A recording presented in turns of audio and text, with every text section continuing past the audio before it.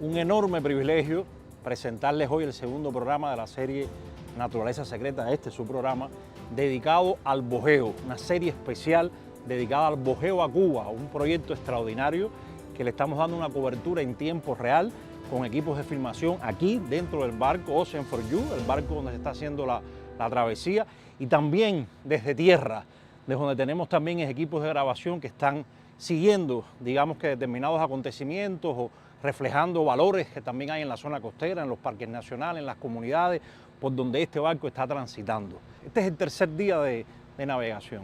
Habría que decirles que salimos de Júcaro, recuerdan ustedes, de Júcaro, navegamos hasta Jardines de la Reina, ahí hicimos noche, apenas unas horas, y después una enorme travesía desde el canal de Nicola, en Jardines de la Reina, hasta Pilón. Aquí estamos en Pilón. Este es un lugar precioso, de los más bellos de Cuba. Esta costa, donde se une la montaña y el mar, siempre ha sido los lugares más atractivos, los que más nos han enamorado, los que más hemos estado siempre persiguiendo en imágenes. Y bueno, hoy está aquí esta embarcación, está aquí el bojeo. Hemos podido tener un día de trabajo interesante, donde se han podido hacer ya monitoreos. Empezamos a hacer monitoreos ya como parte de la actividad científica que tiene prevista esta expedición. Y le contaremos en este programa en qué consisten esos monitoreos. Tendremos acá algunos de los líderes de esos proyectos para que ustedes puedan saber en qué consisten y cómo ocurrirán esos monitoreos en los próximos tiempos y cómo ocurrirá también la travesía a donde iremos. Normalmente es una travesía que llega a un puerto, generalmente llega en la tarde, trabaja al día siguiente en la zona cercana, vuelve a dormir en ese puerto y vuelve entonces a salir después hacia un próximo puerto. Este es un bojeo que está previsto que se haga en 7 semanas. Como es lógico, va a navegar por toda la costa sur y después retomaremos el norte, iremos navegando hacia el occidente. Ahora, quisiera compartir con ustedes algunas de las imágenes que hemos podido hacer en los 2 primeros días de trayectoria, digamos, un poco básicamente la trayectoria desde Jardín de la Reina, cómo nos preparamos allá, qué hubo que hacer en el barco, qué condiciones hubo que crear. Esto no es nada fácil, o sea, tener una expedición de este tipo en términos logísticos, organizativos, es bien complejo. Ahí se hicieron determinados ajustes organizativos en Jardín de la Reina y bueno, navegamos 15 horas hasta aquí, hasta Pilón. Y un poco les propongo eso ahora para empezar, habrá otras sorpresas después, pero inicialmente les propongo que vean este audiovisual para que tengan una idea de cómo ha sido el bojeo hasta aquí, hasta Pilón.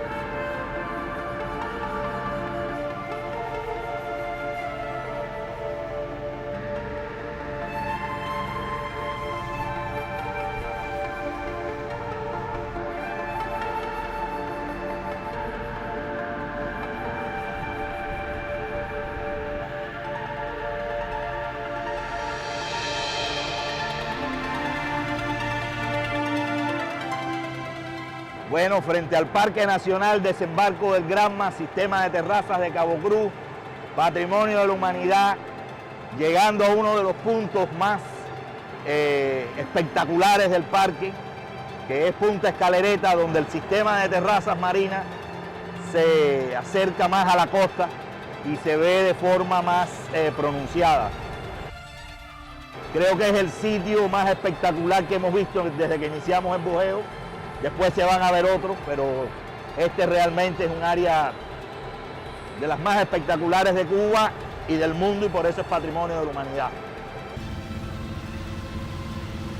Nos encontramos aquí en la travesía del bujeo de la Vuelta a Cuba, en los estudios que están haciendo para revisar el estado de los corales y demás. Salimos de Júcaro, llevamos 14 horas de navegación, salimos del canal de Nicola a las 3 de la mañana y ya desde Punta de Práctico hasta aquí rebasamos Cabo Cruz. Estamos ya próximos al puerto de Pilón. La próxima etapa es el puerto de Santiago de Cuba. Ya va a ser un trayecto más corto. Y bueno, allá también vamos a tener un día de traslado, el otro día que van a hacer los trabajos, y después así sucesivamente para diferentes puertos. El próximo sería Baitiquirí, Baracoa, Vita, Puerto Padre, hasta darle la vuelta, completar la vuelta y regresar de nuevo a Júcar.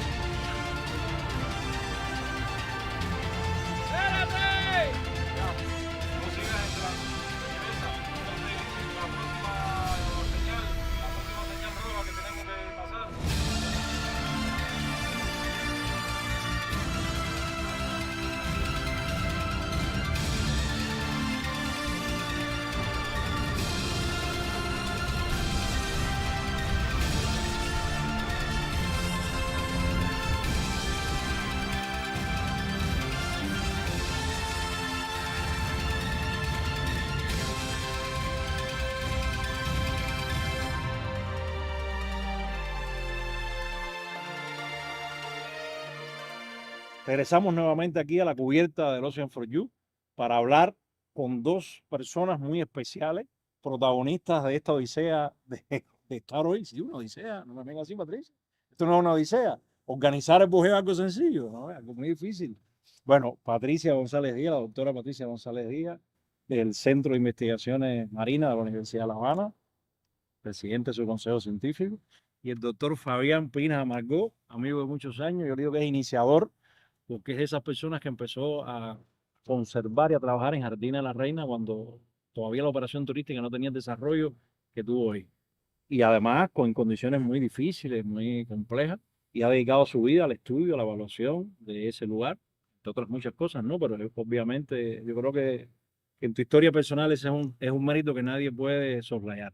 Y hoy trabaja en la operación turística de Jardines de la Reina.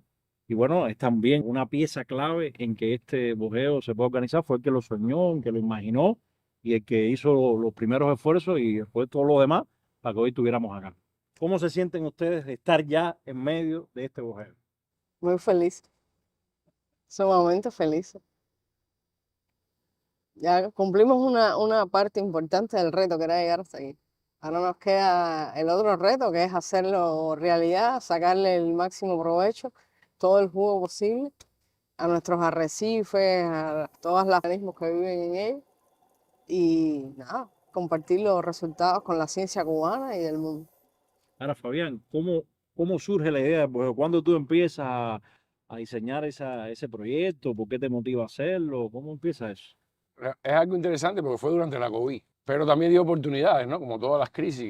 Y una de las cuestiones que incluso se gestó un poco antes fue de un libro que está por dar a la luz, que es sobre los arrecifes coralinos de Cuba, que va a ser editado o está siendo editado por Springer, una famosa editorial, en el que hay casi una veintena de capítulos disímiles, desde mapas de arrecifes, estudios ecológicos más directos.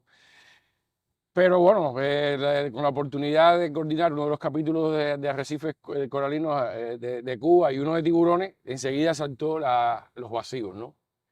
Caramba, nos queda mucho en el sur de Oriente, en el norte de Oriente. Hay lugares presumiblemente accesibles que no tienen muchos estudios en otros sitios de Cuba. Los tiburones siguen siendo una asignatura pendiente para Cuba con muy pocos estudios, con una situación presumiblemente complicada desde el punto de vista de su conservación, pero no hay mucha información sobre ello. Y entonces, Tamara y yo en la casa dijimos, bueno, cuando se acabe esto, vamos a lanzarle a Avalon, a Avalon Marlin, vamos a lanzarle la idea.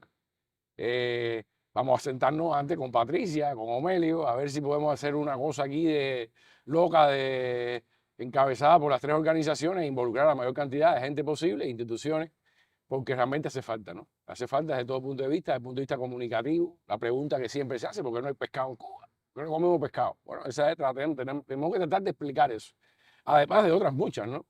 Y entonces, bueno, felizmente que lo sabíamos, Omelio, Patricia y muchos otros se han sumado y han apoyado, y bueno, llevamos meses y meses y meses en esto, y hoy estamos aquí después del primer día en el agua. Hoy ya Noel tiene la piel lubricada de agua salada y todos los demás. Y creo que rompimos bien el día, mañana continuamos y es algo realmente, es increíble realmente. ¿Tú eres capaz de confesarle aquí a los que nos están siguiendo que estábamos hablando hace unos minutos? Ahora se me olvidó, pero si me lo recuerdas te lo digo. Fabián está organizando la guardia. Ay, sí. La guardia aquí en el barco, y quién tiene que ayudar a limpiar los baños, y quién va a hacer, o sea, no se imaginen que aquí es solo hacer ciencia, sino también hay una logística, hay una complicación, no tenemos tripulantes pocos, en fin, explica todo eso. Sí, a ver, en la práctica tuvimos que reducir el equipo todo el mundo. Patricia está al 75%, Omelio está como al 20%, yo estoy como al 50%. Entonces, o sea, el equipo de peces, quiero decir. Y la tripulación también. La dotación mínima de este barco para un muelle tiene 4 y está saliendo con 6, que es además el cocinero y el lanchero, que prácticamente no está a bordo. Entonces es realmente muy limitado. Entonces no queda otra que tenemos que hacer de capataces de aquí, que es lo que hace normalmente la steward, que es la persona que coordina la actividad en el barco. Y bueno, esta es un barco que está recorriendo lugares a veces bastante aislados, etcétera, y necesitamos hacer guardia. Entonces, nada, es desde el capitán hasta el investigador más joven está dentro de ese sistema porque es necesario, y eso es lo que hace también interesante y lindo este esfuerzo. Yo tengo aquí esto que ustedes ven, no está aquí por gusto, sino para contarle una de nuestras primeras anécdotas. Este es uno de los drones con los que trabajamos nosotros, y lo opera nuestro hermano Noel López Fernández, camarógrafo subacuático y aéreo de hace mucho tiempo también. Ayer tuvimos una aventura aquí tremenda, Fabián, no creo que tú no viste eso. No, Patricia, ¿tú sí lo viste? Bueno, nada, aquí la interferencia no se sabe bien si es de la estación meteorológica que se instaló en estos días o si es radar del barco que está aquí atrás. Lo cierto es que Noel empezó a volar el dron para grabar la entrada aquí a Pilón, y el dron no le hizo caso, chocó con una de las barandas que está por acá y fue directo al mar. Estuvo a 30 centímetros prácticamente, ahí yo lo vi a 30 centímetros del mar, y finalmente, por cosas de la vida, inexplicable quizás, decidió subir. Cuando estaba ahí, ya justo a punto de zambullirse. Bueno, ya subió y ya hoy lo tenemos acá, hoy probamos nuevamente, ya sabemos que con el radar del barco parado no hay problema, no hay tanta interferencia y se puede volar. Que esas son de las anécdotas de un bojeo, no se imaginen que, porque no se saben, hay cosas que se ensayan. Esta estación meteorológica no está normalmente instalada aquí, se instaló para el bojeo, por lo tanto aquí nuevos equipos, nuevas interferencias, en fin.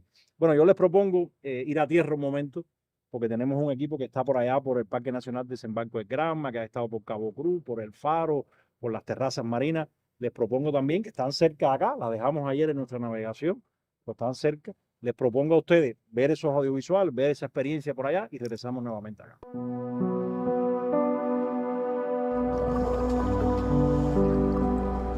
Desde el área protegida Parque Nacional Desembarco del Granma. ¿Qué tenemos? ¿Un majá? ¿Dónde? ¡Un majá! ¿Dónde está? Esta es la hora de comida.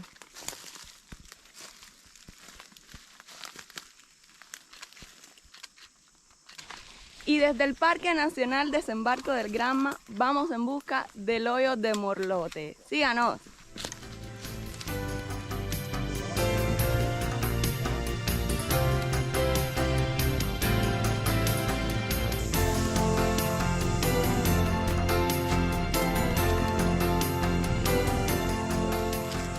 A mi derecha se encuentra finalmente el hoyo de Morlote y nuestro equipo está intentando tomar imágenes con el dron.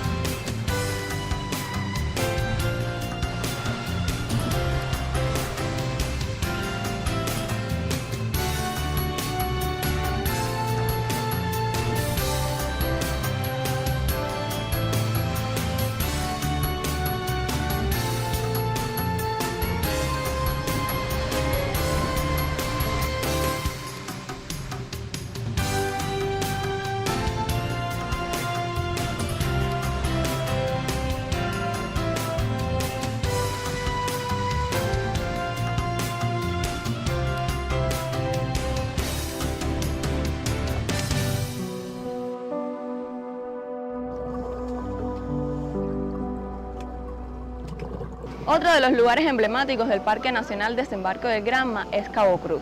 Conozcamos entonces un poco de su gente y su historia. Yo me gradué de tornero en el Politécnico ahí de Niquero. Los trabajadores que habían antes tuvieron problemas y los sacaron y eso y nos fueron a buscar. Sí, es importante, porque nosotros es ayudar a la navegación, orientar los barcos, los aviones también.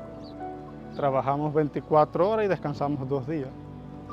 Todos los faros tienen un sistema distinto de rotación, el tiempo. Bueno, de destello a destello es de 20 segundos. A partir de las 7 de la mañana que entramos de guardia, ahí el que entra de guardia es el que se encarga de la limpieza de todas las áreas y ya de ahí nos tenemos que quedar hasta el otro día, 24 horas. Por la tarde entonces tenemos que volver a limpiar las áreas y a las 8 subir al faro y encenderlo y darle cuerda para que dura de 6 a 6 horas y media más o menos la cuerda y hay que volver a subir. ¿Cuántos escalones tienes que subir diario? 155. 3 veces al día. 3 veces al día. ¿No te cansas? No, ya es la costumbre de nosotros. Al principio sí era un poco, sí nos cansamos, pero ya es la costumbre. A la 1 para volver a darle la cuerda hasta las 6:30 de la mañana, que es ya que se apaga el faro. El mecanismo es por péndulo, que es por peso.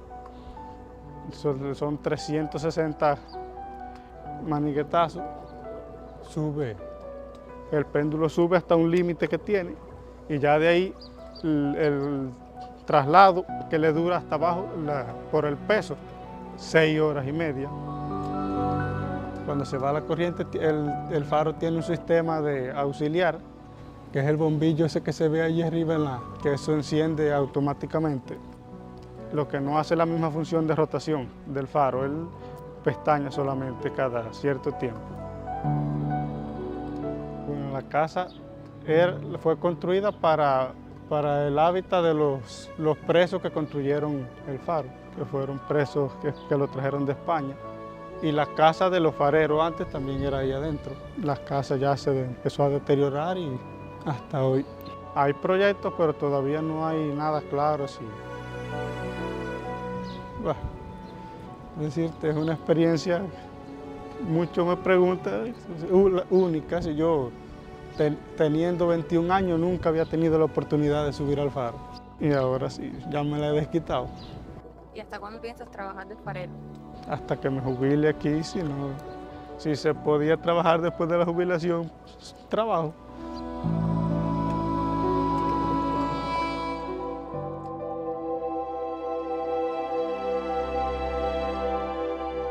Regresamos a la cubierta superior del Ocean for You y continuamos esta conversación con Patricia, con Fabián.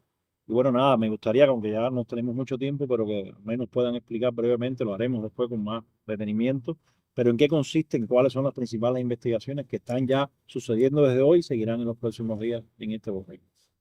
Bueno, Melio, realmente tenemos varias líneas de investigación fundamentales. Algunas de ellas sería importante recalcar que son muy novedosas para nuestro país, no solo porque se hacen por primera vez, sino también por la magnitud en la que se están haciendo. Es el caso, por ejemplo, de la medición de microplásticos en la columna de agua. Eso está a cargo de la investigadora que viene representando al Centro de Estudios Ambientales de Cienfuegos. Es una investigadora muy joven, por cierto, y sin embargo muy responsable, muy seria. Hay otras líneas también, como todo lo relacionado con el lazo microbiano en los arrecifes de coral, que está muy vinculado a la aparición de enfermedades en los arrecifes o al estado de salud de buenas condiciones en un arrecife. Entonces eso es algo que también nunca habíamos podido hacer en esta magnitud, se había hecho en casos muy puntuales en los arrecifes de Cuba. Luego tenemos mediciones de indicadores que son, digamos, los que usamos habitualmente, que son los que nos van a dar, por un lado, por ejemplo, ya no la salud del arrecife, sino la salud de los corales. La salud del arrecife es una integración del estado de muchos indicadores. Mientras que cuando uno se refiere a la salud de los corales, básicamente se refiere a su condición frente a si hay, por ejemplo, enfermedades, si hay signos de mortalidad antigua, mortalidad reciente, si es enfermedades, qué tipo es, proceso muy especial que ocurre en los corales que está relacionado con la temperatura, sobre todo la elevación de la temperatura del mar y que se denomina blanqueamiento y que fue de los que más encontramos hoy, lamentablemente. Pero es una evidencia de que realmente la temperatura está subiendo y ya está afectando a varias especies de corales totalmente blanqueados, descoloridos. Inclusive hay zonas del organismo que están sanas y se ve su color natural y luego todo un área grande, bastante blanqueada. Además de eso, pues entonces estamos estudiando los organismos herbívoros y dentro de eso un erizo de espinas largas, espinas negras largas, muy importante en la región del Caribe porque tiene un rol ecológico fundamental. Y su rol ecológico está muy relacionado con mantener el equilibrio natural dentro de este ecosistema de arrecife de coral. ¿Qué pasó con este erizo? Que en el año 83-84 hubo una pandemia que prácticamente eliminó el 98% de estos arrecifes en el Caribe. Y ahora estamos transitando por una segunda pandemia desde el año 21 que afortunadamente no ha llegado a Cuba. Pero el hecho de poder darle la vuelta a Cuba y evaluar si en algún sitio aparece, si no aparece, pues también es importantísimo. Luego tenemos igualmente otros indicadores que tienen que ver con la tridimensionalidad del arrecife. Y eso es sumamente importante no solo para el propio proceso natural de ese ecosistema, sino para el propio ser humano. ¿Por qué? Porque en la medida en que haya más tridimensionalidad, eso actúa, o sea, los arrecifes actúan como una barrera ante la llegada del oleaje, detienen el oleaje y de esta manera cuando hay, por ejemplo, eventos meteorológicos extremos, dígase ciclones, huracanes, etcétera, pues los arrecifes de coral actúan como una suerte de contención de ese fenómeno meteorológico y contribuyen mucho entonces a la protección de las costas, de las comunidades costeras, etcétera. Sí. Bueno, Fabián, ¿qué va a hacer con los tiburones? Bueno, los tiburones, ¿qué vamos a hacer con ellos? Bueno, además de que estamos haciendo los censos visuales en los arrecifes de coral y siguiendo la línea de lo que mencionaba la doctora Patricia, estamos dentro del grupo de peces, la mayoría de los peces medianos son depredadores del erizo. Entonces, precisamente para poder bien relacionar el estado o la presencia de erizos con sus depredadores, cosa que lo que hace es conectar toda la dinámica de los arrecifes. Pero específicamente con los tiburones, que son animales naturalmente poco abundantes, con la revolución de las pequeñas cámaras digitales, realmente se ha expandido una metodología que viene siendo como videos remotos bajo el agua encarnados, que no es más que una cámara con una carnada enfrente para atraer los grandes depredadores, especialmente los tiburones. Es un método relativamente sencillo que no tiene prácticamente una influencia del observador y permite comparar los datos de prácticamente cualquier lugar. Entonces lo vamos a hacer en los arrecifes, que se fija en un trípode al fondo, como los que tienen muchas veces las cámaras que se usan normalmente, pero bueno, por supuesto, preparadas para el agua salada. Y vamos, que se ha usado en muy pocos lugares en Cuba, en 4 o 5 lugares, Guanacavive, Punta Francés, la Ciénaga de Zapata y Jardines de la Reina, pero vamos a usar los pelágicos, que se va a usar por primera vez en Cuba. Y realmente en el mundo además no hay muchos estudios que hayan usado estos dispositivos pelágicos, que sencillamente tienen la ventaja que usted no afecta al animal, sencillamente filma cuando ellos se acercan a la cámara y eso se usa para comparar la abundancia, la frecuencia o la aparición de especies de grandes depredadores, no solo tiburones, pero fundamentalmente tiburones. Y es la primera vez que lo vamos a hacer a escala de país, por tanto esperamos excelentes resultados científicos, pero también para el manejo y la conservación de estas especies. Qué bien, eso empieza mañana, así que mañana habrá la primera experiencia de ese tipo. Nosotros estamos muy felices porque es un monitoreo también que nos permite obtener imágenes. O sea, hay otros monitoreos que no contribuyen a la realización audiovisual y no cuentan, no muestran lo que ocurre. En este monitoreo, además de generar conocimiento científico, también permite ver lo que está ocurriendo, cómo se comportan los tiburones. En fin, hay cuántas cámaras GoPro que van a ubicar mañana. Son 15, 3 en los arrecifes y en 3 estructuras de pelágico, que son 4 cámaras, porque lo que buscan es, como son menos abundantes, capturar cualquier cosa que aparezca. 15 cámaras mañana bajo el agua. Imagínense ustedes. 15 horas de video. Qué interesante que es. Y así será a lo largo del viaje, a lo largo de este boheo. Por lo tanto, habrá muchísimas horas que podremos después seleccionar, compartir fragmentos que ustedes lo pueden disfrutar. Bueno, hemos llegado lamentablemente al final, Patricia, Fabián. Bueno, este es el comienzo del boheo, además. Tendremos otras oportunidades de seguir conversando. Para nosotros es un placer que hayamos ustedes podido seguir con nosotros, conocer lo que estamos haciendo, conocer sobre este bujeo. Mañana partimos hacia Santiago de Cuba. Llegamos a Santiago de Cuba. La última estancia será acá por la mañana, precisamente en el monitoreo de los tiburones. Y bueno, después Santiago de Cuba. Así que nada, muchísimas gracias. Lo esperamos en un próximo programa sobre su bujeo a Cuba.